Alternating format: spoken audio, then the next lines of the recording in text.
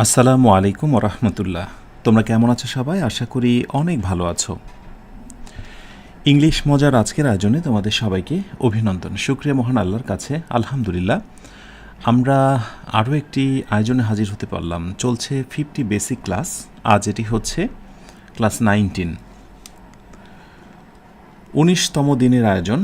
Basic শেখার এই আয়োজনে যারা প্রথম থেকে শেষ পর্যন্ত আমার সঙ্গে লেগে আছো, আলহামদুলিল্লাহ আমি বিশ্বাস করি একটু একটু করে তোমার অনেক উন্নতি হচ্ছে।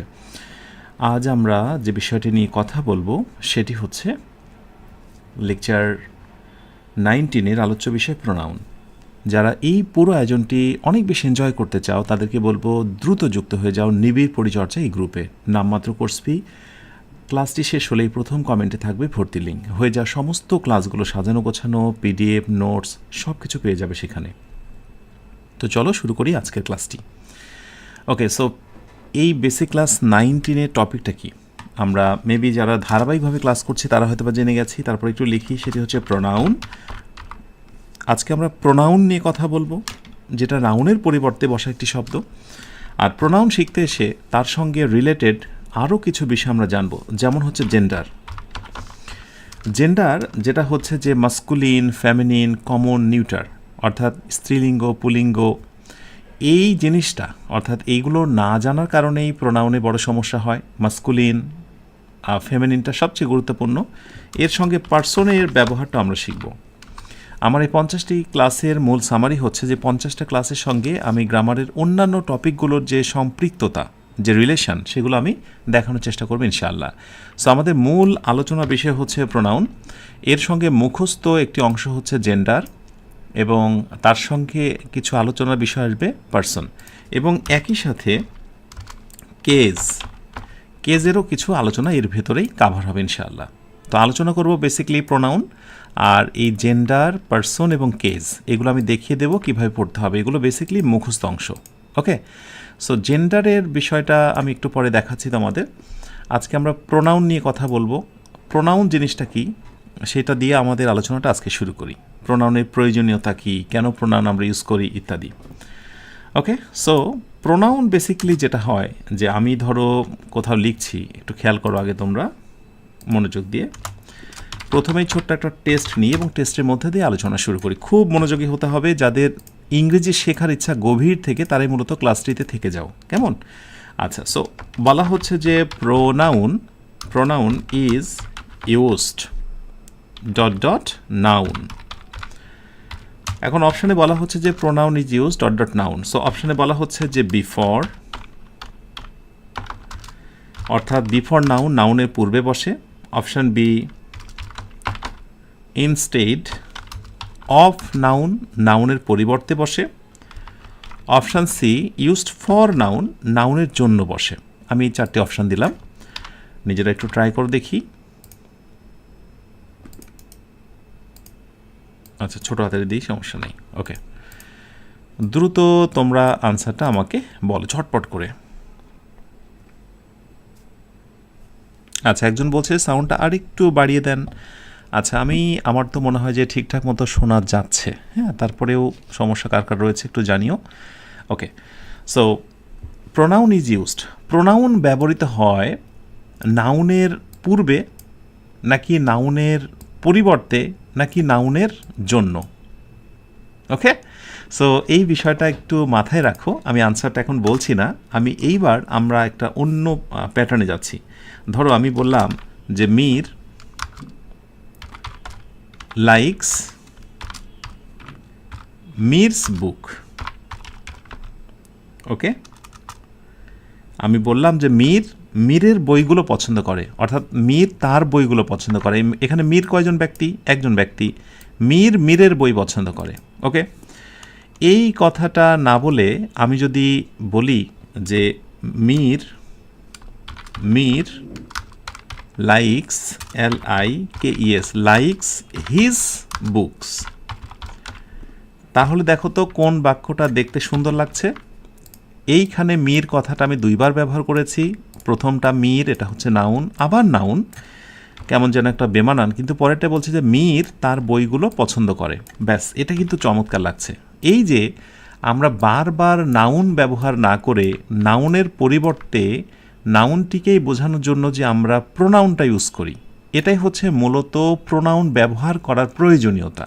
কারণ প্রোনাউন ছাড়াও নাউনের মানে প্রোনাউনের শূন্যতা পূরণ হতে পারতো নাউন দিয়ে, কিন্তু বাক্যতে একই ধরনের শব্দগুলো বারবার ব্যবহার হতো, যার কারণে প্রোনাউনের আবির্ভাব। আরেকটি বাক্য তোমরা খেয়াল করো, আমি যদি বলতাম নেক্সট বাক্যটা হচ্ছে যে Mir likes Mir's books, Mir is busy with Mir's work. এই বাক্যটা দেখলে প্রাথমিকভাবে অনেকের মাথা নষ্ট হয়ে যাবে, এত মীর, এই মীরের আগমন ঘটলো কোথা থেকে, রাইট?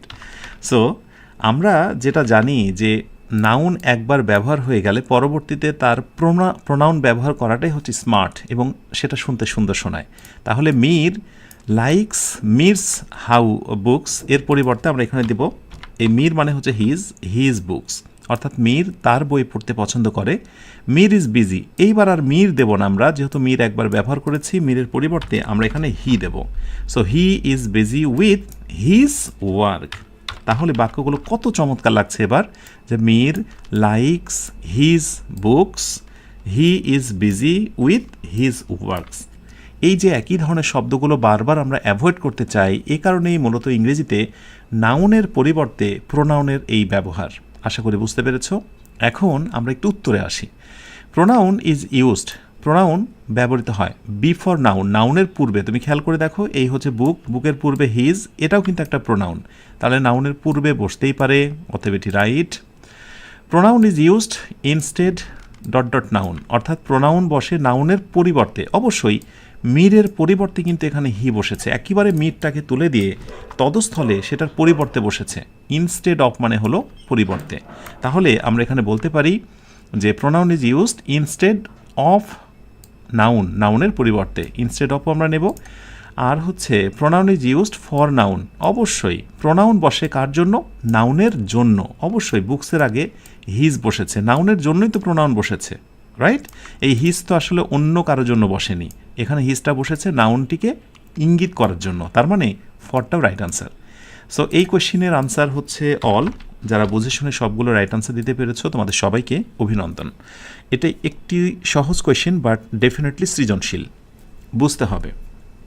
ব্যাস, আমরা প্রোনাউনের এবার আরেকটু গভীর আলোচনা প্রবেশ করি। প্রোনাউন। সো তোমরা ছোট্ট করে নোট করবে, যারা বিশেষ করে পেইড ব্যাচে যুক্ত আছো তাদেরকে আর নোটস করতে হবে না, তোমরা সেখানেই পুরো এই বিষয়টা হেল্প পেয়ে যাবে। সো নোটসটা হচ্ছে, এইবার আমি একটু ব্ল্যাক কালার শুরু করে দিই। হ্যাঁ, নোটসটা হলো একটু অন্য কালার। যে প্রোনাউনকে ইংরেজিতে বলা হয় সাবস্টিটিউটিং ওয়ার্ড, সাবস্টিটিউটিং ওয়ার্ড, অর্থাৎ প্রতিস্থাপক বা বিকল্প শব্দ। প্রোনাউন হচ্ছে মূলত নাউনের বিকল্প একটি শব্দ। প্রোনাউন হচ্ছে নাউনের বিকল্প একটি শব্দ। ওকে, আচ্ছা, এই প্রোনাউন আলোচনা যখনই আমরা করতে যাই, প্রোনাউনের সঙ্গেই কিন্তু ছেলে মেয়ের একটা সম্পর্কের প্রসঙ্গ এসে যায়। যেমন মীর একটা ছেলে ভেবেছি এবং সেই জন্য আমি হি নিয়েছি, কিন্তু যদি মীর না হয়ে, কথার কথা এই বাক্যটায় যদি এরকম হতো, খেয়াল করো, মীর না হয়ে গেছে মীরা। ওকে, মীর হচ্ছে মাস্কুলিন মানে ছেলে, আর মীরা এটা হচ্ছে ফেমিনিন মানে হচ্ছে স্ত্রীলিঙ্গ মানে মেয়ে। তাহলে এই হচ্ছে ছেলে, এই হচ্ছে মেয়ে, তখন বাক্যটা চেঞ্জ হয়ে যাবে। কেমন হবে? সব ঠিক লিখবো। এই যে যেখানে হিজ দিয়েছি ওখানে আমি হার দিয়ে ফেলবো, সেখানে কি আমি হার দেবো না? হার দেব। তারপরে ধরো ডট ডট দিয়ে বাক্যটা আমার শেষ হয়ে গেল। ওকে, এবার আবার যেখানে মীরা আমি ভেবেছি সেখানে মীর, যেখানে মীরা ভাববো, আর এখানে সেই জন্য আমি এখানে শি নিয়ে নেব। ব্যাস, তাহলে শি ইজ নেব, আর এই জায়গাটা এসে আর হিজ হবে না, তখন হার হবে। তাহলে এই যে তোমার জেন্ডারের যে বিষয়টা, কোনটা মাস্কুলিন কোনটা ফ্যামিলিন, কোনটি পুলিঙ্গ কোনটি স্ত্রীলিঙ্গ, এটি জানা খুব জরুরি। আর এই কারণেই বলা হয় যে প্রোনাউন আবিষ্কার না হলে পার্টস অফ স্পিচের একটা প্রকার প্রোনাউন না থাকলে জেন্ডারের কোনো গুরুত্ব থাকতো না, অর্থাৎ মাস্কুলিন ফ্যামিলিন এটার গুরুত্ব থাকতো না। এই জেন্ডার জিনিসটা তোমাদের কাজ হচ্ছে মুখস্থ করা। একজন শিক্ষক তোমাকে গ্রামার জিনিসটা পড়াবেন আর মূল কিছু জিনিস তুমি মুখস্থ করবে, সেগুলো হচ্ছে এগুলো। তো আমি তোমাকে যেগুলো মুখস্থ রাখতে হবে, জেন্ডার যুগ যুগান্তর ধরে যেগুলো মুখস্থ প্রত্যেকেই রাখে, আমি একটা লম্বা লিস্ট তোমাদের দিয়ে দিচ্ছি। যারা আমার পেইড ব্যাচে যুক্ত আছো, ক্লাসটি শেষ হলে আমি সেখানে পিডিএফ লিঙ্কটা দিয়ে দেবো। আর যাদের কাছে নিড বইটা আছে, ইনশাআল্লাহ সেখান থেকে হেল্পটা পেয়ে যাবে। তোমাদের কাজ হচ্ছে গণহারে এই শব্দগুলো মুখস্থ করে নেওয়া, ঠিক আছে? যে এই পাশে শব্দগুলো হচ্ছে মাস্কুলিন, এটা হচ্ছে ফেমিনিন, বসে বসে মুখস্থ করবে, এটাই হচ্ছে সহজ কাজ। আমি উচ্চারণ সহকারে দিয়েছি এখানে পর্যাপ্ত পরিমাণে। এগুলো মুখস্থ অংশ, এগুলো হচ্ছে ইংরেজি সম্পদ, ভোকাবুলারি মতো। এগুলো কোনো শিক্ষক, কোনো ভাইয়া তোমাকে শেখাবেন না। তুমি যে ইংরেজি পড়তে যে বোঝো না, এর পেছনে কারণই হলো এগুলো তুমি মুখস্থ করো না।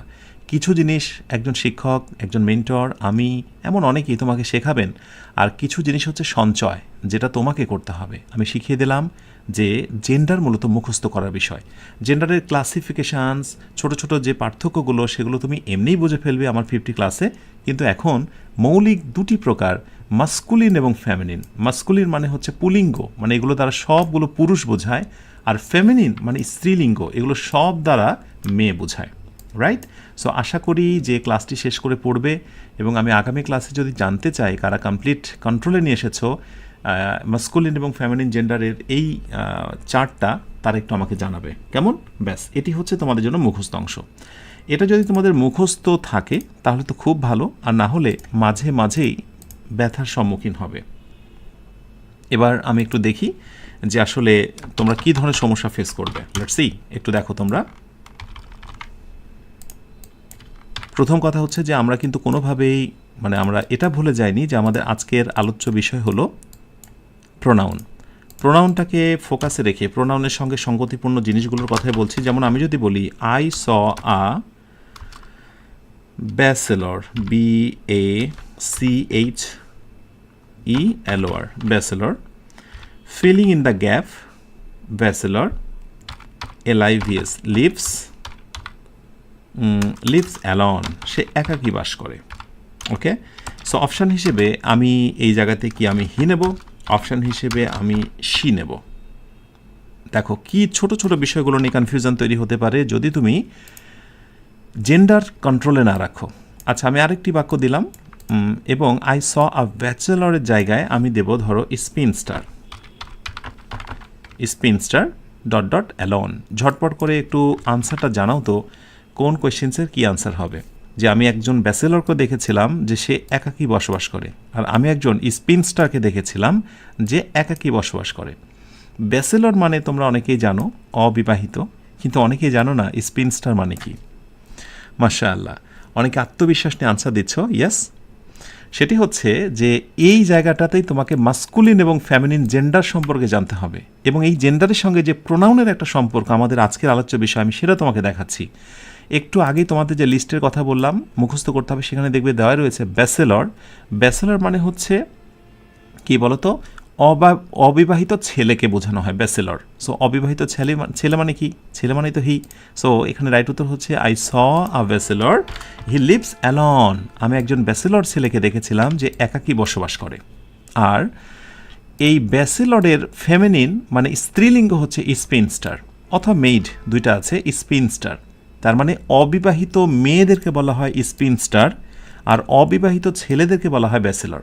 ভুল করে আবার কোনো একটা মেয়েকে বলো না যে আপু আর ইউ ব্যাচেলর, অথবা কোনো ছেলেকে বলো না যে ভাইয়া আর ইউ স্পিনস্টার, তাহলে কিন্তু জেন্ডার নিয়েই বড় সমস্যা তৈরি হবে। এনিওয়ে, সো স্পিনস্টার মানে হচ্ছে অবিবাহিত মেয়ে। সো মেয়ে মানে কি বলো তো, মেয়ে মানে অবশ্যই আমি শি নেব, দ্যাটস ওয়াই রাইট উত্তর হচ্ছে শি। তাহলে আমি কি তোমাকে এটা কানেক্ট করাতে পেরেছি যে জেন্ডারের সঙ্গে কিভাবে পার্সনের সম্পৃক্ততা রয়েছে? আশা করি বুঝতে পেরেছো। সো যারা মুখস্থ করনি, আমি চাই যে অবশ্যই যেন তোমরা মুখস্থ করে নাও, কেমন? ওকে, সো এই হচ্ছে জেন্ডার মুখস্থ করার তাৎপর্য। এবার আমরা আরেকটু সামনে এগোই। এখন প্রোনাউনের যে বিষয়টা ফার্স্টে এসে যায়, প্রোনাউন তো বুঝলাম, নাউনের পরিবর্তে বসা শব্দ, উদাহরণ দিলাম। এখন প্রশ্ন হচ্ছে যে কত ধরনের প্রোনাউন আছে, কাইন্ডস অফ প্রোনাউন্স। কত ধরনের প্রোনাউন আছে? এনিওয়ান, তোমরা কি জানো কত ধরনের প্রোনাউন আছে? ওকে, ব্যাস, তাহলে চলো এবার আমরা প্রোনাউনটা একটু দেখাই। আমি তোমাদের সুবিধার্থে প্রোনাউনের ক্লাসিফিকেশান লিখে রেখেছি যাতে করে টাইম ওয়েস্ট না হয়। কাইন্ডস অফ প্রোনাউন, ইয়েস, এই প্রোনাউন ছোট্ট একটা বিষয়, কিন্তু প্রোনাউনের ভিতরে আবার অনেক ক্যাটাগরি আছে। Personal pronoun, reflexive pronoun, demonstrative pronoun, interrogative pronoun, relative pronoun, indefinite pronoun, distributive pronoun, reciprocal pronoun. তুমি ইংরেজি শিখতে চাও অথচ প্রোনাউনের প্রতিটা প্রকার তোমার কন্ট্রোলে নেই, তা কিন্তু হবে না। প্রোনাউনের প্রকারের সাথে সাথে তোমাকে এটা জানতে হবে যে পার্সোনাল প্রোনাউনের ভিতরে কারা কারা আছে, রিফ্লেক্সিভের মধ্যে কারা কারা আছে। যদি তুমি নাম বলার সাথে সাথেই এই প্রোনাউনের ভেতরে থাকা প্রোনাউনগুলোর কথা তোমার সামনে ভেসে না ওঠে স্মৃতিতে, তাহলে তুমি ইংরেজি ভালো পারবে না। ওকে, সো চলো আমরা দেখে নিই এই 8টি প্রকার, এই 8টি প্রকারের ভেতরে কোনগুলো রয়েছে। Let's see. আমি এবার বিস্তারিত দেখাচ্ছি তোমাদের। এই পুরো স্লাইডটায় আমি তোমাদেরকে দিয়ে দেবো পেইড ব্যাচে যারা আমার সঙ্গে রয়েছে। পার্সোনাল প্রোনাউনের ভেতরে অনেকগুলো রয়েছে, যেমন আই, ইউ, হি, শি, এগুলোকে বলা হয় সাবজেক্টিভ। এগুলোরই আবার অবজেক্টিভ আছে, যেমন আই থেকে মি। ওকে, এটারই আবার পজিটিভ আছে, মাই। ওকে, এটারই আবার ডাবল পজিটিভ আছে, সেটি হচ্ছে মাইন। এগুলো আমি একটু পরে তোমাদেরকে টেবিল আকারে দেখাচ্ছি, চমৎকার একটা টেবিল তোমাদের কাছকে দেব। এরপরে রিফ্লেক্সিভের মধ্যে কারা, রিফ্লেক্সিভ নিয়ে যখন আমি কথা বলবো বিস্তারিত, সেখানে আমি দেখাবো। যেগুলোর সঙ্গে সেলফ যুক্ত হয়, হিম সেলফ, আওয়ার সেলফ, ইউ মানে কি বলে দেম সেলফ। ডেমনস্ট্রেটিভের মধ্যে কারা, দিস, দ্যাট, দিস, দোজ, একেবারে মুখস্থ রাখতে হবে। আমাকে যদি কেউ বলো স্যার আপনার এগুলো মুখস্থ আছে, ইয়েস, প্রতিটাই মুখস্থ আছে। কিভাবে মুখস্থ আপনি রেখেছেন এই যদি প্রশ্ন করে, তাহলে বলবো যে অনেকবার পড়েছি, অটোমেটিক্যালি এগুলো আমার কন্ট্রোলে আছে। তার মানে তুমি যেটা বেশি পড়বে, যেটাতে তোমার ভালো লাগা থাকবে, সেটা অটোমেটিক্যালি তোমার কন্ট্রোলে থাকবে। আচ্ছা, এরপরে আসো ইন্টারোগেটিভ প্রোনাউন। ইন্টারোগেটিভের ভিতরে বিশেষ করে এই কয়েকটা, হু, হোম, হুজ, হুইচ, এগুলোর ব্যবহার দেখব যখন আমি একটা একটা করে আলোচনা করব। এরপর রিলেটিভ প্রোনাউন। ওকে, ইনডিফিনিট প্রোনাউনের লম্বা একটা লিস্ট, এবং যে কোনো পরীক্ষায়, প্রতিযোগিতামূলক পরীক্ষা, ফ্রি হ্যান্ড রাইটিংয়ে সবচেয়ে বেশি ব্যবহার হয়। এরপর আসো ডিস্ট্রিবিউটিভ প্রোনাউন, অ্যান্ড 8 নম্বর হচ্ছে রিসিপ্রোকাল প্রোনাউন। প্রসঙ্গত বলি, কোনো কোনো জায়গায় তুমি প্রোনাউনকে 9 প্রকার হিসেবে দেখতে পাবে। কয় প্রকার? আমি এখানে তোমাদেরকে দেখালাম 8 প্রকার, কিন্তু কোনো কোনো জায়গাতে তোমরা 9 প্রকারও দেখতে পাবে, 9 কাইন্ডস। তাহলে যে নবমতম যে প্রকার, সেইটা কোনটা? সেইটা হচ্ছে এইটা। এই পজিটিভকে কোনো কোনো জায়গাতে একটা স্বতন্ত্র প্রকার হিসেবে দেখানো হয়। সো আমি জাস্ট নোট করে দিলাম জানার সুবিধার্থে। তাহলে 8 বা 9 প্রকার, কিন্তু নবমতম যে প্রকার সেটি হচ্ছে পজিটিভ। ব্যাস, এই ইনফরমেশনটা একটু নোট করে রাখো। তাহলে মোটামুটি আমাদের ধারণা এসেছে আমরা যে প্রোনাউন নিয়ে কথা বলছি সেই প্রোনাউন হচ্ছে 8 প্রকার, এবং তার ভিতরে কোন কোনগুলো রয়েছে আমি একটা গ্ল্যান্স একটু দেখে নিলাম। এখন তোমাদেরকে আমি একটা টেবিল দেখাবো। এই টেবিলটা তুমি যেটা করবে, তুমি যদি খুব পড়ুয়া স্টুডেন্ট হও, ইংরেজি শেখার ব্যাপারে খুব ডেডিকেটেড হও, তাহলে চমৎকার করে স্ক্রিনশট দাও, অথবা একটা পেজে লিখে রিডিং টেবিলের সামনে ঝুলিয়ে রাখো। আমি রেখেছিলাম এরকম আমার শিক্ষা জীবনে, কারণ এগুলো খুবই গুরুত্বপূর্ণ, কন্ট্রোলে রাখতে হবে। Comprehensive overview of personal pronouns. Personal প্রোনাউন্সের ওপরে একটা পুরো বিষয়কে কম্প্রিহেন্সিভ, একেবারে বিস্তারিতভাবে তুলে ধরা হলো। প্রথমে আমরা এই পাশে পার্সন দেখব। আমি তোমাদের বলেছিলাম যে আজকে আমরা প্রোনাউন শিখব, জেন্ডার শিখব এবং পার্সন। তাহলে পার্সন কত প্রকার? 3 প্রকার, first person, second person, third person. যদিও বাংলায় আমরা কাউকে যদি বলি বাংলা হিসেবে যে যা তুই থার্ড পার্সন সর এখান থেকে, থার্ড পার্সনের গুরুত্ব নেই বললেই চলে, কিন্তু ইংরেজিতে থার্ড পার্সনের গুরুত্ব কিন্তু অনেক বেশি। ওকে, যাই হোক, ফার্স্ট পার্সন কোনগুলো, সেকেন্ড পার্সন কোনগুলো, আজকে আমরা সেটা সুন্দর করে দেখব।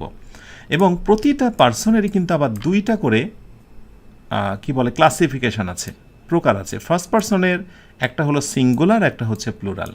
সেকেন্ড পার্সনের একটা হচ্ছে সিঙ্গুলার, একটা হচ্ছে প্লুরাল। থার্ড পার্সনের একটা হচ্ছে সিঙ্গুলার, একটা প্লুরাল। থার্ড পার্সনের সিঙ্গুলার প্লুরাল 2বার দিয়েছি কেন? কারণ হলো যে আমরা এরই সাথে জেন্ডারের তুলনা করব, অর্থাৎ আমরা আমরা যখন প্রোনাউন শিখছি, প্রোনাউনের সঙ্গে যে জেন্ডারের দারুণ সম্পর্ক, মাস্কুলিন, ফেমিনিন এবং নিউটার, অর্থাৎ পুলিঙ্গ, স্ত্রীলিঙ্গ এবং মানে হচ্ছে যেটা দ্বারা জড় বিষয়বস্তু বোঝায়, এগুলো যে একটা সম্পর্ক আছে আমি সেটি দেখানোর জন্য জেন্ডারটাকেও সাথে রেখেছি। এবং তোমাদের নিশ্চয়ই মনে আছে আমি তোমাদের এটা বলেছিলাম যে আজকের ক্লাসে আমরা কেস নিয়েও একটু কথা বলবো, ঠিক আছে?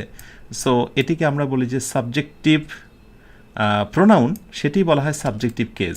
একই কথা, subjective case, subjective pronoun, objective case, objective pronoun, positive case, positive pronoun, ঠিক আছে? সো কেস তুলে দিয়ে সেখানে আমরা প্রোনাউনও ইউজ করতে পারি। তার মানে প্রোনাউনের আলোচনা আর কেসের আলোচনা হচ্ছে সেম। বুঝতে পারছো? একটা জিনিস শিখলে কিন্তু অনেকগুলো জিনিস জানা হয়ে যায় এবং মনে হয় যে না, ইংরেজি আসলে এত বড় শাখা প্রশাখা না, এটা আসলে ছোট জিনিস। চলো আমরা মূল আলোচনাটা শুরু করি। আচ্ছা, ফার্স্ট পারসনটা হচ্ছে, প্রথমত মনে রাখবে, ফার্স্ট পারসন মানে হচ্ছে আমি, আমরা, এই কথাটুকু মনে রাখবে। ফার্স্ট পারসন মানে হচ্ছে আমি, আমরা, আর ইংরেজিতে হচ্ছে আই এবং উই। সেকেন্ড পারসন হচ্ছে তুমি, তোমরা, কারণ ইউ দ্বারাই তুমি বলা হয়, আবার ইউ দ্বারাই তোমরা বলা হয়। আর থার্ড পারসন হচ্ছে এই কয়টা ব্যতীত, মানে এই কয়টা ব্যতীত বাকি যা পাবে তুমি, যেগুলো হি, শি, ইট, দে, এগুলো সবই থার্ড পারসন। তাহলে ফার্স্ট পারসন মানেই যখন কাউকে বলা হবে ফার্স্ট পারসন, তোমার মাথায় চলে আসতে হবে আচ্ছা আই বা উই নিয়ে কথা বলছেন। আমি যখনই বলবো সেকেন্ড পারসন, ও আচ্ছা আপনি কথা বলছেন ইউ নিয়ে। থার্ড পারসন, আচ্ছা আমি বুঝতে পেরেছি, আই, উই, ইউ, এইগুলো বাদ দিয়ে বাকি যে পার্সনগুলো আছে সবই থার্ড পারসন। এইভাবে মাথায় চলে আসতে হবে সঙ্গে সঙ্গে। এখন আসো, ফার্স্ট পারসনের হচ্ছে দুইটা প্রকার, একটা হচ্ছে সিঙ্গুলার, একটা প্লুরাল। কিভাবে? আই হচ্ছে আমি, মানে সিঙ্গুলার, একক জিনিস বোঝাচ্ছে, আর উই মানে হচ্ছে আমরা, মানে হচ্ছে অনেকে। তাহলে বুঝতে পারছো? সেকেন্ড পারসন ইউ মানে হচ্ছে তুমি, আর যখনই বলা হবে প্লুরাল, অনেকগুলো, তখন তোমরা। থার্ড পারসন মাস্কুলিন, দেখো হি কি ছেলে না? ছেলে। আচ্ছা, তাহলে হি কয়জন বলো তো? সিঙ্গুলার, একজন। আবার ফেমিনিন যদি স্ত্রীলিঙ্গ হয়, শি, মহিলা, একজন। যদি সিঙ্গুলার আমরা নিউটার বলি, মানে জড় বিষয়বস্তু, তাহলে ইট বলবো না আমরা। আমরা ধরো মিরের জন্য নিয়েছিলাম হি, আমরা মিরার জন্য নিয়েছিলাম শি। যেমন Mir is equal to he, আমরা বলেছিলাম যে Mira is equal to she. কিন্তু ধরো আমরা যদি বলি বুক ইজ ইকুয়াল টু কি বলতো? ইট। তার মানে জড় বিষয়বস্তুর জন্য আমরা ইট ইউজ করি, যেটাকে নিউটার জেন্ডার বলা হয়। জেন্ডার যখন নিজে পড়বে আরও বিস্তারিত বুঝবে, এটি তোমার পড়ার বিষয়। ওকে, থার্ড পারসনের প্লুরাল হচ্ছে ইট, সিঙ্গুলার, ওকে, আর প্লুরাল হচ্ছে কি? প্লুরাল হচ্ছে দে। এই টেবিলটা যদি বুঝে নাও তাহলে ইংরেজি শেখা তোমার অনেকটাই ক্লিয়ার হয়ে যাবে। কিভাবে সেটা আমি একটু একটু করে দেখাচ্ছি। এবার একটা জিনিস মনে রাখবে, এই পাশে সাবজেক্টিভ কেসের এই পাশে যেগুলো তুমি দেখতে পাবে, এই যে আই, উই, ইউ, ইউ ইত্যাদি, এখানে যতগুলো তুমি দেখতে পাবে এরা সর্বদাই বসবে হচ্ছে সাবজেক্টের পূর্বে। কোথায় বসবে? সাবজেক্টের পূর্বে। তার মানে এগুলোর পর সাবজেক্ট বসবে। অর্থাৎ আমি সাবজেক্টিভ কেস প্লাস হচ্ছে ভার্ব, আমি একটা দিয়ে রাখলাম। অর্থাৎ এই শব্দগুলোর পর একটা ভার্ব দ্বারা শুরু হবে। তার মানে এগুলো ভার্বের পরে বসবে না, এগুলো বসবে হচ্ছে ভার্বের আগে সর্বদাই, এই পাশে যতগুলো আছে। সো আমি পাশে লিখে দিলাম যে plus verb, plus verb, plus verb, plus verb, okay. এরপরে এটাও দিলাম plus verb, plus verb, plus verb এবং প্লাস ভার্ব। তার মানে এই শব্দগুলো যদি কোথাও বসতে চায় তাকে অবশ্যই ভার্বের পূর্বে বসতে হবে। ভালো করে বুঝে নাও।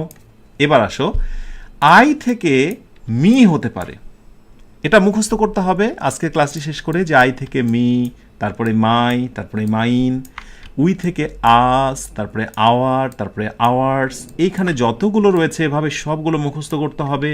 এটা আমার আছে বলে আমি পারছি, তোমার থাকলে তুমি ইংরেজি পারবে, নতুবা ইংরেজি পারবে না, পারবে না, পারবে না। যত ভালো মানেরই অক্সফোর্ড ক্যামব্রিজের টিচারই হোক না কেন, সে তোমাকে ইংরেজি শেখাতে পারবে না। সো এই ছোট জিনিসটা মুখস্থ রেখে দিও। আর কোনটার কোন ব্যবহার সেটার দায়িত্ব তো আমার, সেটা আমি তোমাকে শেখাচ্ছি। এবার আসো, ভার্বের পূর্বে এগুলো বসেছে, কিন্তু এই পাশে যেগুলো আছে মি, আস, ইউ, এই পাশে যেগুলো, সেগুলো বসবে হচ্ছে ভার্বের পর। ভার্বের পর খেয়াল করে দেখো, আগেরটা দিয়েছিলাম যোগিতা প্লাস ভার্ব, আর এবার দেবো verb plus me verb plus us, verb plus you, verb plus you, verb plus him, him, okay, এরপরে হচ্ছে এই। এবার এই পাশে যেগুলো তুমি দেখতে পাচ্ছ, যেটা আই, মি, মাই, এইখানে যেখানে দেখতে পাচ্ছ, মনে রাখবা এই শব্দগুলো কখনোই একা একা বসবে না। এই শব্দগুলো কখনো একা একা বসবে না। এদের পরে যেটা বসবে সেটি হচ্ছে একটা নাউন, মাস্ট একটা নাউন বসবে। My book, our house, your programme, your presentation, his house, her name, its position, their buildings. Well, so আমি এগুলোর পাশে ছোট্ট করে একটা নাউন লিখে দেব। দ্যাট মিনস মাথাতে যেন এই জিনিসটা ঢুকে থাকে। এবং মনে রেখো, প্রোনাউনের একেবারে ফান্ডামেন্টাল জিনিস আমরা শিখছি, সেটি হচ্ছে যে পার্সোনাল যে প্রোনাউনটা আমরা একটু আগে দেখেছিলাম, অনেকগুলো নাম পার্সোনাল প্রোনাউনের এই হচ্ছে প্রথম প্রকার নিয়ে আমরা কথা বলছি। সো দেয়ার হাউস, ওকে। এবার এই পাশে যেটা সব শেষে যেটা আছে, যেটা আমি মুখস্থ করতে বলেছি, তুমি করেছো, আই, মি, মাই এবং মাইন, এই পাশে যে শব্দগুলো আছে এ হচ্ছে স্বতন্ত্র, অর্থাৎ এই শব্দগুলোর পর কিচ্ছু বসানো যাবে না, ও নিজেই একটা নাউনের কাজ করবে। যেমন মাই প্লাস নাউন মানেও যা, মাইন মানেও তাই। তার মানে এখানে একটা নাউন লুকানো থাকবে, আমি এই জন্য ব্র্যাকেটে নাউন দিলাম। মাইনের পরে একটা নাউন লুকানোই থাকবে। আওয়ার্সের পরে তুমি কখনো নাউন উল্লেখ করতে পারবে না, কিন্তু একটা নাউন লুকানো থাকবে। আমি এগুলো এখন তোমাদেরকে একটু পরে এক্সাম্পল আকারে দেখাবো। যেহেতু এই নাউনগুলোর পর, এই পজেসিভগুলোর পর একটা নাউন লুকানোই থাকে, এই জন্য এই প্রোনাউনগুলোকে বলা হয় ইনডিপেন্ডেন্ট প্রোনাউন। ইনডিপেন্ডেন্ট প্রোনাউন মানে এরা হচ্ছে একেবারে স্বাধীন, মানে কারো সাহায্য লাগে না। যেমন এখানে অন্যান্য যে প্রোনাউনগুলো, সে কিন্তু কোনা করেছে সংস্পর্শে ছিল। যেমন এইটা হচ্ছে তোমার মাই প্লাস নাউন মিলেই পূর্ণতা, কিন্তু মাইন কিন্তু একা একাই পূর্ণতা পেয়েছে, এই জন্য এটাকে বলা হয় ইনডিপেন্ডেন্ট বা স্বাধীন প্রোনাউন। ওকে, আশা করি এইটুকু বুঝে নিয়েছো যে সাবজেক্টিভ কেস বা সাবজেক্টিভ যে প্রোনাউনগুলো আছে এগুলো বসবে ভার্বের আগে, আর অবজেক্টিভ যে কেস আছে সেটা বসবে ভার্বের পরে। ওকে, আর পজিটিভ যেগুলো, এই যে প্রথম যেগুলো, সেইগুলোর পরে অবশ্যই একটা নাউন বসবে, এটা বসা বাধ্যতামূলক। আর এইখানে যে প্রোনাউনগুলো আমরা দেখতে পাচ্ছি, যেটা মুখস্থ করতে বলেছি, এইগুলোর পরে আর কোনো নাউন বসবে না, কিন্তু নাউনের মতোই অ্যাক্টিভিটিস দেখাবে। এখন আমি আরেকটু সামনে এগোনোর পূর্বে আমি একটু এক্সেপশন দেখাই দিই তোমাদের, কারণ হয় কি কোনো কোনো সময় জিনিসগুলোই তো আবার পরীক্ষায় আসে। যেমন এক্সেপশনটা একটু দেখো, বলা হচ্ছে ইট ইজ আই হবে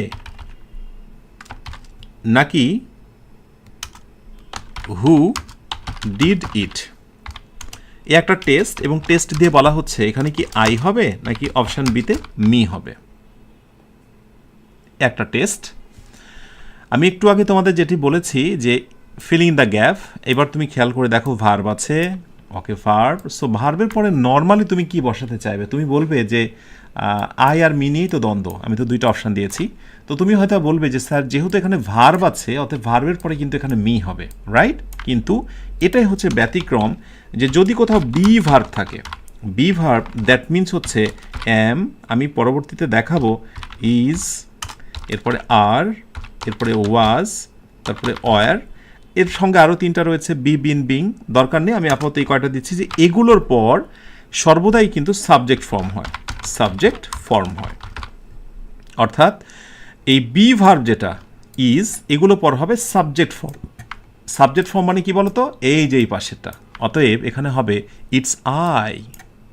ওকে, এই হচ্ছে ইটস আই। তো এটা হচ্ছে ব্যতিক্রম, কারণ তুমি সবসময় ওই একই নিয়ম, ধরাবাঁধা নিয়মের মধ্যে থাকবে এরকম নয়, ব্যতিক্রম জিনিস হতেও পারে, সো এটা তোমাকে মানতে হবে, ঠিক আছে? বাট আমরা যদি আবার এরকম কোনো একটা বাক্য দেখি যে হ্যালো বলছে যে it's filling in the gap, অপশানে বলছে যে এটা কি আই হবে, অপশান বিতে মি হবে। এখন আমি একটু আগে তোমাকে শিখিয়েছি যে বি ভার্বের পরে আমি হচ্ছে যে কি দেব, সাবজেক্টিভ ফর্ম দেব, কিন্তু এখানে তুমি চাইলে মিটাও দিতে পারো। কেন দিতে পারো? কারণ যখন এটা কথোপকথন হবে, spoken, hello it's me, hello it's me Rafiq, hello it's me Zahid, hello it's me Rehena. So যখন স্পোকেনের ক্ষেত্রে, প্রেজেন্টেশনের ক্ষেত্রে তুমি বলতে যাবে, তখন বি ভার্বের পরে কিন্তু মি বসে। তার মানে স্পোকেনের ইংরেজি একরকম, আর লিখিত ইংরেজি ব্যাপারটা কিন্তু আরেক রকম। এই বিষয়গুলো মাথায় রেখেই কিন্তু ইংরেজি শিখতে হবে। আশা করি ছোট্ট এই যে পার্থক্যটা সেটা তুমি ধরতে পেরেছ। এবার আমি তোমাকে যেগুলো দেখালাম প্রতিটার একটু এক্সাম্পল দেওয়ার চেষ্টা করি। ওকে, সাথে লেগে থাকো চুম্বকের মতো।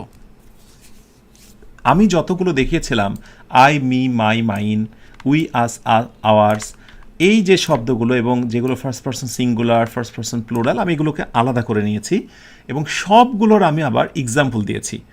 আমি প্রমাণ করার চেষ্টা করব যে সাবজেক্ট ভার্বের আগে বসে কিনা, অবজেক্ট ভার্বের পরে বসে কিনা, পজেসিভ অ্যাজেক্টিভ এটা নাউনের আগে বসে কিনা, আর সবশেষে ইন্ডিপেন্ডেন্ট পজেসিভ যেটা 4 নাম্বার লাইন সেটা একা একাই বসে কিনা, এই জিনিসটা আমরা প্রমাণ করব।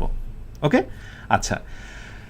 ইজি মানে হচ্ছে এক্সাম্পল অফ গ্রেটিয়া, এটা বেসিক্যালি হচ্ছে উদাহরণের সমর্থক শব্দ। তোমরা আবার ভেবো না যেটা আবার কোথা থেকে আসলো। আচ্ছা, তাহলে সাবজেক্টের ক্ষেত্রে আসি, আই নিয়ে কথা বলি। আই, মি, মাই এবং মাইন, ব্যাস এই কয়টা। আই অ্যাম হ্যাপি, লক্ষ্য করে দেখো তো আইটা কোথায় বসেছে? হ্যাঁ, ভার্বের আগে, আমি তাই বলেছিলাম। Me, she called me, she called me, দেখো তো মিটা কোথায় বসেছে? ভার্বের পরে। আমি কি তাই বলিনি? আমি অবশ্যই বলেছি যে মিটা বসবে ভার্বের পরে, এর আগে 4টায় খেয়াল করে আসো। এরপরে মাই, 3 নাম্বার লাইনে যে শব্দগুলো ছিল ওরা সর্বদা একটা করে নাউন নিয়ে বসবে। মাই প্লাস বুক, দেখেছো? মাই বুক একসাথে, মাই বুক ইজ নিউ। আর সব শেষে যে প্রোনাউনগুলো ছিল পজেসিভ প্রোনাউন, সেগুলোকে আমরা একা একা ইউজ করব। দ্য চয়েস ইজ মাইন, দেখো মাইন, এই মাইনের ভেতরে একটা নাউন লুকানো আছে। কোন নাউন জানো? মাইন মানেও যা, মাই choice, CHOIC choice, CHOIC choice, অর্থাৎ দি চয়েস ইজ মাই চয়েস, এই পছন্দটা আমার পছন্দ। একই শব্দ ডাবল হয়ে যায়, সেন্টেন্সের মাধুর্যতা হারায়, সেই জন্যই মাই চয়েসের পরিবর্তেই আমরা মাইন ইউজ করি। ওকে, কিন্তু এখানে কি বুঝেছো? মাইন মানে ওর ভিতরে কিন্তু একটা নাউন লুকানো আছে। আশা করি এটা ধরতে পেরেছো যে প্রয়োজনীয়তা কী, এবং আমি যেগুলো বললাম সেগুলোরই যে প্রাসঙ্গিক ব্যবহার। এবার আমরা আরেকটু অ্যাডভান্স ইনফরমেশন নেওয়ার চেষ্টা করি। কোনো কোনো সময় এই প্রশ্নগুলো করা হয়, যেমন হি সোল্ড, সে বিক্রি করেছিল, হিজ বুক, সে তার বই বিক্রি করেছিল। এবার হিজের নিচে আন্ডারলাইন করে প্রশ্ন করা হয়, এই হিজটার নাম কি? অপশান এ, এটি হচ্ছে pronoun. Option B, possessive. Option C, possessive adjective, নাকি অপশান ডি, অল? ভালো করে বুঝে শুনে আমি রাইট আনসারটা প্রত্যাশা করছি। হি সোল্ড হিজ বুকস, আচ্ছা বুকস দিলাম প্লুরাল, যে সে তার সমস্ত বইগুলো বিক্রি করেছিল। এই হিজটাকে কি আমরা প্রোনাউন বলতে পারি? এটা কি পজেসিভ বলতে পারি? এটা কি পজেসিভ অ্যাজেক্টিভ নাকি অল? মাশাআল্লাহ, থ্যাংক ইউ সো মাচ। আমি দেখছি যে অনেকেই তোমরা রাইট আনসার করেছ। ইয়েস, আমরা একটু আগে দেখেছি যে হি, হিম, হিজ, দেখে এসো আগের বক্স থেকে যেটা দেখালাম। আমি তোমাদের সুবিধার্থে একটু লিখে দিই, সেটা হচ্ছে হি, হিম, হিজ, এবং শেষেরটাও হচ্ছে হিজ, হি, হিম, হিজ। ওকে, তাহলে এই হিজটাকে তো আমরা অবশ্যই প্রোনাউন বলবো, কারণ প্রোনাউনেরই তো একটা প্রকার হচ্ছে পজেসিভ, রাইট? তাহলে এটি অবশ্যই প্রোনাউন। প্রোনাউনের একটি প্রকার হচ্ছে পজেসিভ, আর যখন সেটা নাউনের আগে বসছে, যখন সেটা নাউনের আগে বসেছে, অতএব সেটাকে আমরা বলছি পজেসিভ অ্যাজেক্টিভ। কারণ আমরা তো জানি যে অ্যাজেক্টিভ বসে নাউনের পূর্বে, যেহেতু পজেসিভ তাই এটার নাম হচ্ছে পজেসিভ অ্যাজেক্টিভ। অতএব রাইট উত্তর হচ্ছে অল। এই যে তুমি খুঁটিনাটি জিনিসগুলো ধরে ধরে শিখতে পারছো, এইটাই তোমার বেসিককে স্ট্রং করবে। এরপর এই টাইপের কোয়েশ্চেন্সগুলো তুমি ইজিলি আনসার দিতে পারবে। এরপর নেক্সটে আরেকটা প্রশ্ন হয় এখান থেকে, সেটা হলো সেম বাক্যটাই দেবে, হিজ বুকস পর্যন্ত আন্ডারলাইন করবে। ওকে, এবং আন্ডারলাইন করে প্রশ্ন করবে যে আন্ডারলাইন করা অংশটুকুর নাম কি। It's phrase, noun phrase, option B adjective phrase, ইত্যাদি ইত্যাদি অনেক কিছু। যখন আমি ফ্রেজ শেখাবো সেখানে বুঝবে। কিন্তু এখানে একটা মজার জিনিস শিখে রাখো তো, যে হিজটা অ্যাডজেক্টিভ হতে পারে, কিন্তু এই হিজটা কার জন্য বসেছে? বুকসের জন্য। বুকসটা কি? বুকসটা হচ্ছে নাউন। তার মানে নাউনই হচ্ছে মূল ফোকাস, নাউনটাই হচ্ছে মূল বিষয়। যখন হবে তখন সেটি হবে নাউন ফ্রেজ। আর এইটাকে যদি শর্টকাটে রাখতে চাও তাহলে আমি যেটা বলবো যে পজেসিভ অ্যাডজেক্টিভ আছে যতগুলো, এরপরে যখনই কোনো নাউন বসবে, অর্থাৎ his pen, her pen, my pen, their pen, এইগুলোর নাম হয়ে যাবে নাউন ফ্রেজ। বলো তো নাউন ফ্রেজের শর্টকাট কি? যারা প্রথম থেকে ক্লাস করছো আমার মনে হয় ইজিলি পারার কথা। Noun phrase that means NP, right? তাহলে আমরা হিজ বুকসটাকে এখানে নাউন ফ্রেজ হিসেবে চিনলাম। কী হিসেবে চিনলাম? ফ্রেজ হিসেবে চিনলাম। এবার একটু পুরনো আমরা আলোচনায় যাব ছোট্ট করে, সেটা হচ্ছে ফ্ল্যাশ ব্যাক। ফ্ল্যাশ ব্যাক, এটাকে টেস্ট বলবো না, ইটস ফ্ল্যাশ ব্যাক। আমি এই সেম বাক্যটাই নেব এবং তারপরে তোমাদেরকে অপশানে বলছি যে এই হিজটার নাম কি। অপশান এ, এটা কি ডিটারমিনার? অপশন বি, এটা কি article, R টিআইসিএল article, A B C, ইত্যাদি ইত্যাদি, এরকম অনেক কিছু। যারা প্রথম থেকে ক্লাসগুলো করেছো, গত লেকচারগুলো ভালো করে দেখেছো, 16, 17, 18, আমার মনে হয় তারা খুব সহজেই ধরতে পেরেছো যে নাউনের পূর্বে যে শব্দটা বসে তার আরও একটা নাম আছে, এবং সেটা কি? সেটা হচ্ছে determiner. Thank you so much. So যারা মনে রাখতে পেরেছো ভালো কথা, যাদের মনে নেই আমি তাদের সুবিধার্থে বলে দিই, ডিটারমিনার প্লাস এরপরে কি বসে? নাউন বসে। এরপরে কি বসে? নাউন বসে। তার মানে হিজ বুকস, এইখানে হিজটাকে আমরা আরেকটা নামে পরিচিত মানে জানতে পারি, সেটার নাম হচ্ছে ডিটারমিনার। সো এখান থেকে একটা মৌলিক বিষয় প্রমাণিত, নোটটা করে নাও। যত পজেসিভ অ্যাডজেক্টিভ আছে রে বাবা, পজেসিভ অ্যাডজেক্টিভ কোনগুলো বলো তো? সেটা হচ্ছে মাই, আই, মি, মাই, তারপরে ইউ, ইউ, ইয়োর, তারপরে হি, হিম, হিজ ইত্যাদি, তারপরে she, her, her, they, them, দেয়ার, তারপরে এই যতগুলো আছে পজেসিভ অ্যাডজেক্টিভ, ওকে, এই সবগুলোর নামই হচ্ছে ডিটারমিনার। কেন ডিটারমিনার বলো তো? কারণ এই সবগুলো শব্দের পরেই কিন্তু মূলত কি বসে? নাউন বসে। নাউন বসে। এবং মজার কথা হচ্ছে যে পজেসিভ অ্যাডজেক্টিভই বলো আর ডিটারমিনার প্লাস নাউনই বলো ইজ ইকুয়াল টু, এরা কিন্তু মূলত নাউন ফ্রেজ হয়ে যায়। তার মানে একটা মজার জিনিস তোমাদেরকে বলি যে ইংরেজির অনেক শাখা প্রশাখা, অনেক বড় কিছু বিষয় মনে হতে পারে যে অনেক কিছু, কিন্তু না, এর একটা চমৎকার যোগসূত্র আছে, একই জায়গাতে সে কিন্তু শেষ হয়ে যায়। এটা যদি বুঝতে পারো তাহলে কিন্তু তোমার কাছে ইংরেজিটা অনেক মজার হবে। আলোচনা এই পর্যায়ে এই আলোচনার উপরে আমি একটা চূড়ান্ত টেস্ট নেব যে তোমরা আলোচনা কতটুকু হৃদয়ঙ্গম করছো। ওকে, সো আমি জাস্ট টেস্ট হিসেবে যে বাক্যটা দেব, বি কেয়ারফুল, একটু মনোযোগ দিয়ে খেয়াল করতে হবে। ধরো বললাম যে ইটস মি, এরপরে বললাম যে দিস ইজ হিজ, এরপরে ধরো একটা বাক্য বললাম যে ইটস আওয়ার প্ল্যান। প্রশ্ন হচ্ছে চুজ দ্য কারেক্ট আনসার। কোন আনসারটিকে আমি সঠিক বলতে পারি? ঝড় গতিতে রাইট আনসারটা দিয়ে দাও। প্রসঙ্গত বলি, যারা পেইড ব্যাচে এই প্রিমিয়াম কোয়ালিটি ক্লাসগুলোতে যুক্ত আছো তারা সর্বদাই সিক্রেট গ্রুপে সমস্ত পিডিএফটা পেয়ে যাবে।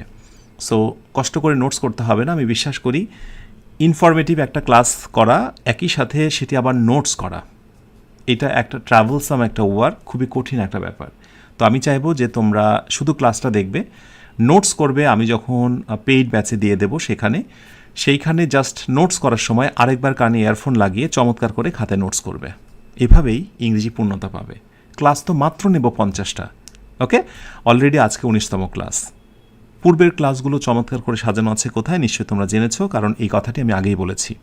Thank you so much. এখানে আমি বলেছি চুজ দ্য কারেক্ট আনসার, সঠিক আনসার কোনটি। প্রথম কথা হলো যে it's me, hello it's me, এটা আমি বলতেই পারি, এটা হচ্ছে আমি বলতেই পারি, ইটস আই, ইটস মি বলতেই পারি স্পোকেনে, এটাকে আমি রাইট বলছি, কারণ বেসিক্যালি কিন্তু ভার্বের পরে মি বসে এবং সেটা ঠিক আছে।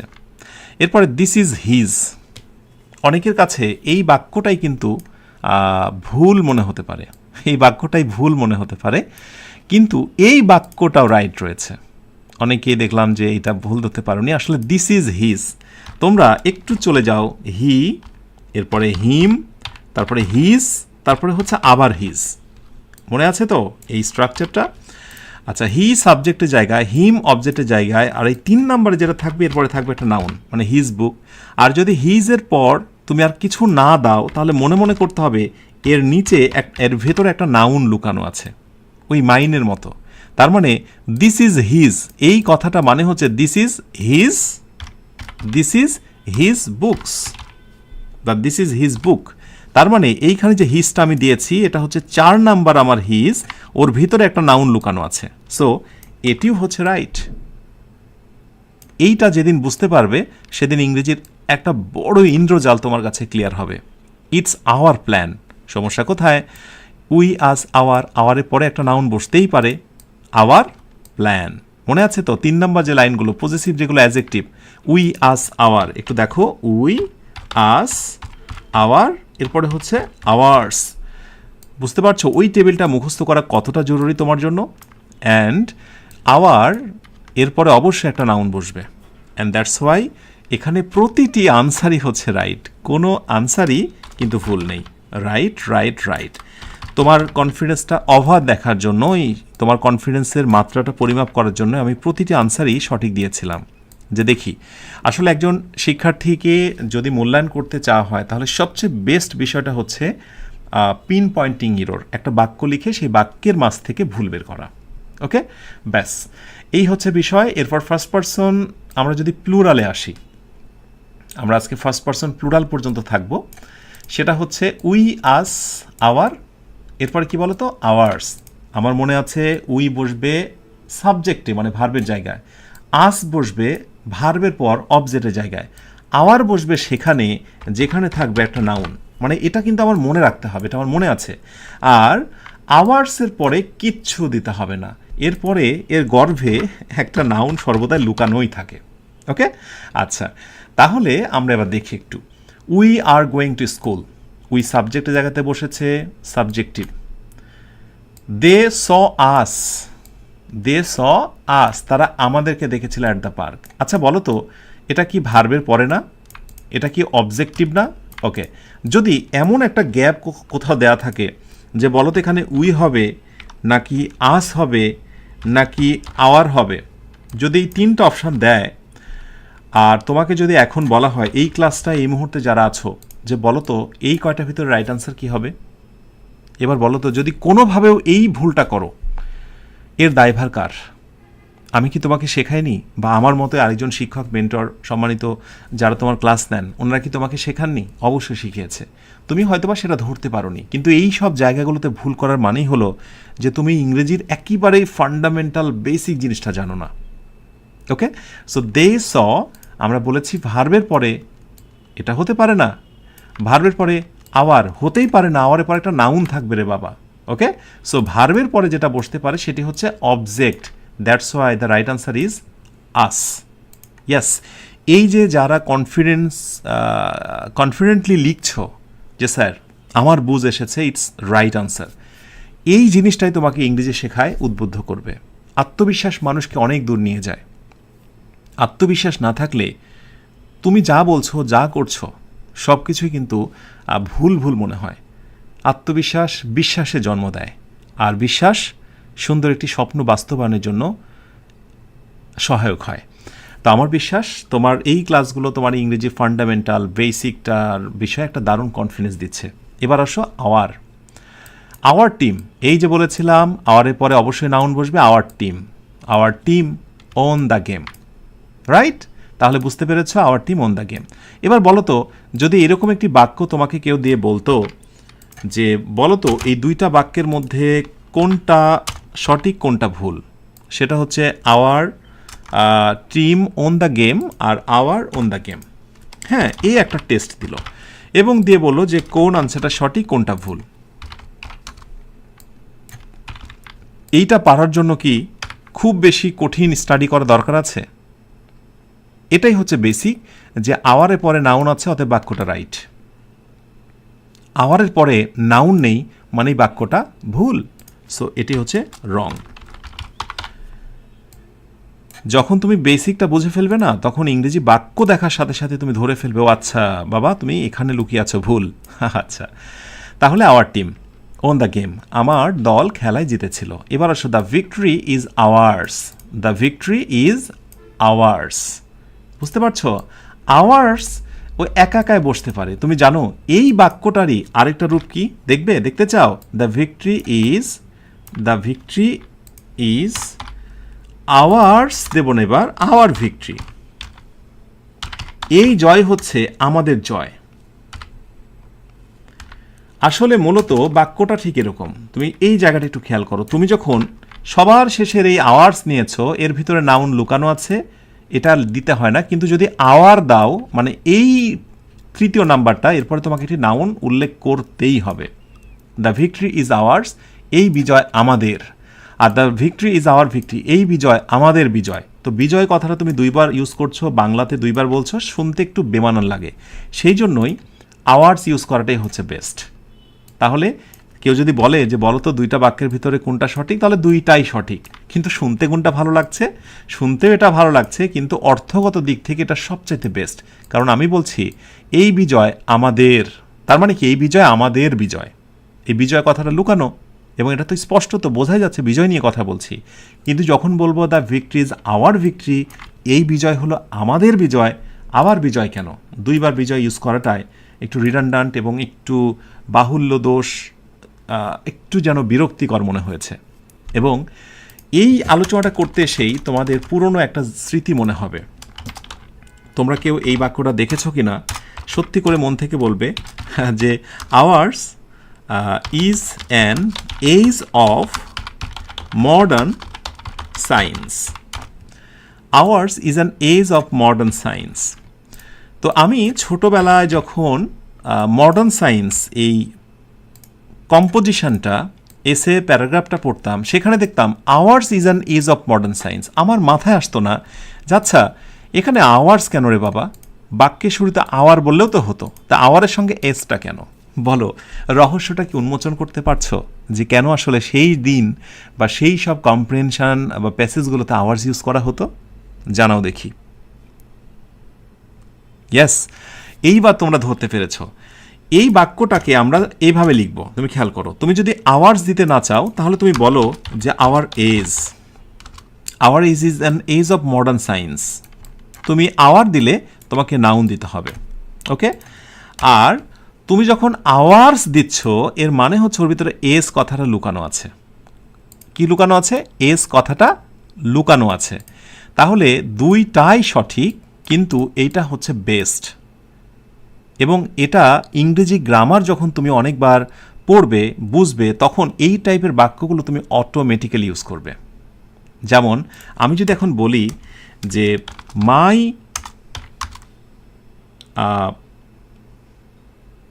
প্রবলেম, ধরো বললাম যে মাই PROBLEM প্রবলেম ইজ অ্যাকিউট,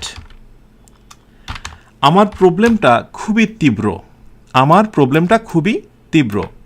কিন্তু আমি যদি এবার বলি যে mine is acute, CUT acute, my problem is acute, আমার প্রবলেম বা আমার সমস্যা খুবই তীব্র। তুমি বুঝতেই পারছো যে মায়ের পরে একটা নাউন বসবে, এটা আমরা শিখেছি, রাইট? যে এইসবের পরে আসলে একটা নাউন বসে। আর আমি বললাম যে মাইন ইজ অ্যাকিউট। এখন যদি বলি এই দুইটা বাক্যের মধ্যে কোনটা রাইট, আমার মনে হয় তুমি এখন স্বীকার করে নেবে যে ও আচ্ছা স্যার বুঝতে পেরেছি। ওই যে সবার শেষে 4 নাম্বার যেটা থাকছে, I me my mine, I me my and mine, এই সবার শেষে যেটা আছে আমরা এটাও সাবজেক্টে ব্যবহার করতে পারছি। এর ভিতরে একটা নাউন লুকানো আছে। মাইন দ্যাট মিনস হচ্ছে মাই প্রবলেম ইত্যাদি, আর মাই প্রবলেম মানে স্পষ্ট করে দিলাম। এই কথাগুলো খুবই কাব্যিক এবং লেখার ক্ষেত্রে প্রচুর ইউজ হয়। সো এখান থেকে আমরা সব শেষে একটা বিষয় আসব, সেটা হলো যে সাবজেক্ট এবং হচ্ছে পজেসিভ প্রোনাউন সব শেষে যেটা বসে মনে রেখো, এইটা এবং এইটা। ওকে, সো সাবজেক্ট, সাবজেক্টিভ অ্যান্ড সবার শেষে যেটা বসে, যেটাকে আমরা পজেসিভ প্রোনাউন বা ইনডিপেন্ডেন্ট প্রোনাউন বলছি, মানে এই যে 4 নাম্বারটা। So dependent, independent, can be subject, অর্থাৎ এরা সাবজেক্টের অবস্থানে বসতে পারে। তার প্রমাণ দেখলাম আমরা যে এরা সাবজেক্টের অবস্থানে বসতে পারে। আশা করি বুঝতে পেরেছ। আয়োজনটি শেষ করব, কারণ একদিনে এত বেশি ইনফরমেশান দিলে সেটি অনেক বেশি ব্যথার কারণ হবে। যারা এই আয়োজনের সঙ্গে লেগে আছো, আমি বিশ্বাস করি যে শেষ পর্যন্ত একেবারে কামড়ে ধরে লেগে থাকবে এবং 50তম দিনে বিজয় উল্লাস করবে। এবং আমার বিশ্বাস ইনশাআল্লাহ তুমি কি পেয়েছ, কি তোমার প্রাপ্তি, সেটা তুমি স্বীকার করবে। যারা সুন্দর মনোভাব নিয়ে আমার সঙ্গে প্রথম থেকে লেগে আছো এবং মনে মনে বাসনা রেখেছ যে ইনশাআল্লাহ সবগুলো ক্লাস শেষ করতে চাই, তারা একটু আমাকে অবশ্যই কমেন্টে জানাবে। তোমাদের জন্যই মূলত আমার এই আয়োজন, এবং এটি হচ্ছে বেসিক ক্লাসের আমার জীবনের শেষ আয়োজন। কারণ একজন শিক্ষার্থী জীবনেও এত সময় থাকে না যে বারবার নতুন করে শুরু করবে। আর আমার মতো একজন শিক্ষক, তোমাদের থেকে অনেক বেশি বয়স আমার জীবনেও এত সময় নেই যে বেসিকের ওপরে বারবার আমি ক্লাস নেব। এই 50টি ক্লাস তোমার জীবনকে পরিবর্তন করবে। এই 50টি ক্লাস করার পর তুমি যে কোর্সে যাও, সেটা হতে পারে spoken, free hand writing, job preparation, admission English অথবা একাডেমিক ইংলিশের, যেখানে যাও তুমি অনেক বেশি সাহায্য পাবে ইনশাআল্লাহ। পুরো আয়োজনটি কেমন এনজয় করেছো, কতটা ভালো লেগেছে, সেটিও আমি কমেন্টে জানতে চাই তোমাদের কাছ থেকে। আমার প্রিয় বন্ধুদের কমেন্টের দিকে নজর রেখেই আলহামদুলিল্লাহ আজকের ক্লাসটি শেষ করছি। ইনশাআল্লাহ আগামী ক্লাস 20তে তোমাদের সঙ্গে কথা হবে। তোমরা সবাই অনেক ভালো থেকো, যে ভালোর শেষ নেই। সুখে থেকো, যে সুখে সীমানা নেই। এই অনন্ত শান্তির চিরন্তন প্রত্যাশায় সবাইকে শুভরাত্রি। আসসালামু আলাইকুম ওয়া রাহমাতুল্লাহ।